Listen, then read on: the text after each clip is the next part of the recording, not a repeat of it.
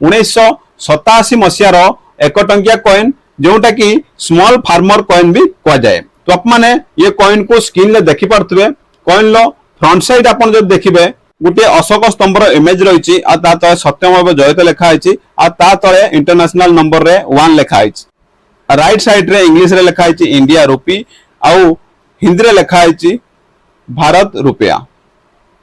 तापरे आपन जदि यार बैक साइड देखिबे तले बैक साइड रे आपन देख पारथुबे ऊपर गोटे लोगो रही जोटा कि एग्रीकल्चर बा फार्मिंग रो गोटे लोगो रही आ मझिरे जने पुरुष आ जने महिला धान रोइबार इमेज रही आ ता तले मिंटिंग ईयर रही 1987 1987 मसीहा आ ता तले मिंटिंग मार्क रही आ साइड रे आपन देख पारथुबे लिखाई इंग्लिश रे स्मॉल फार्मर्स आउ हिंदी रे लिखाई छोटे किसान।